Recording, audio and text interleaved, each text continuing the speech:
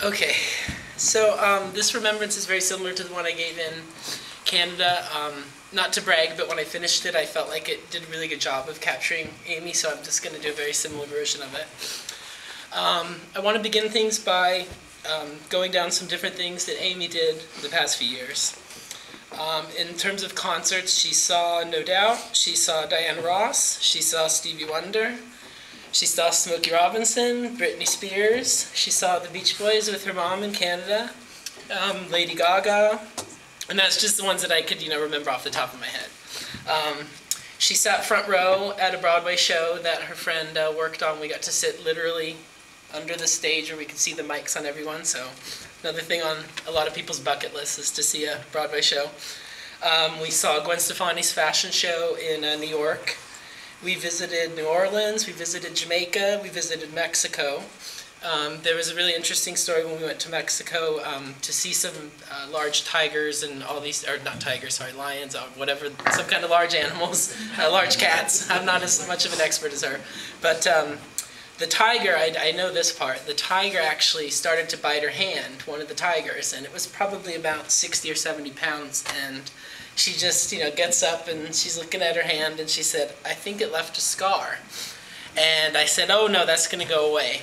And 2 days into the trip, it was still there, and it was there to the day she died. And she loved to tell people that she had a scar from a tiger bite on her, and just tell, it's sort of a good icebreaker. And just when I sort of was writing out all this stuff, it was really hard for me to believe that if you told somebody that somebody went to see all those concerts and went to a Broadway show in all those countries, that they were going through cancer treatments the entire time. I don't think most people would have believed you, but that was definitely what happened.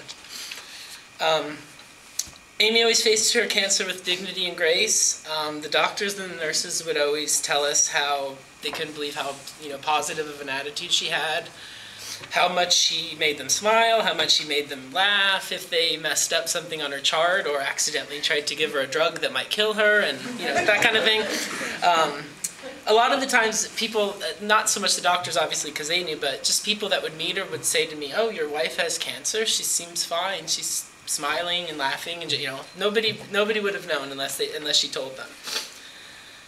So in terms of our marriage, anybody here that's married knows that marriage requires a lot of patience. I think our marriage probably required a lot more than most, and it was like that from the beginning, and like that to the end.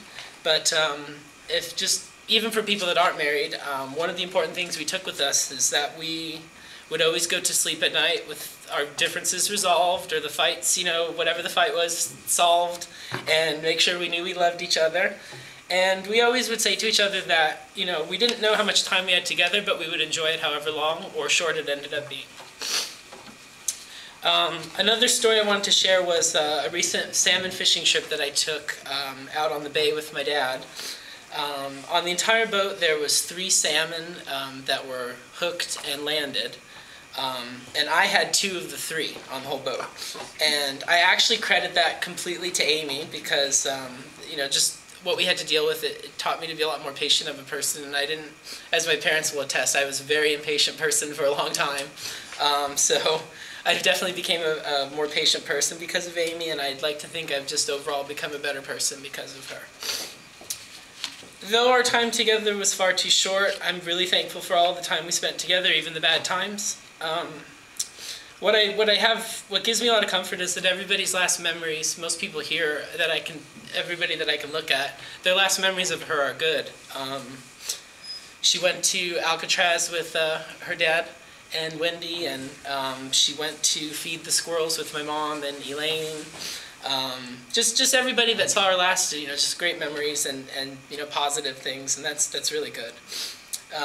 I'm sure Amy's looking down on us today with a lot of love and admiration, and just surprised that that it was reciprocated to that, because she didn't really. I don't think she would have realized how much she was loved all over. And in terms of the social networking aspect of it, there's people that knew Amy through her Lamb website and would maybe be on her Facebook page or something, and some of those people after she passed away have been contacting me and saying, "Oh, I may not have said a lot when, you guys were dealing with everything, but we were following you guys and reading about what was going on, and, but just a lot of people that were just saying that, sort of like other people have said, it would help them learn to not complain about really little things when they'd see what she was having to deal with on a daily basis.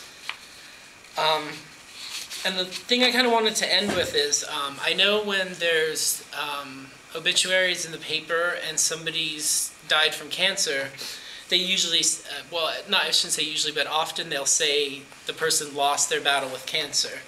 And the way I look at it, Amy really didn't lose her battle with cancer. The battle just ended.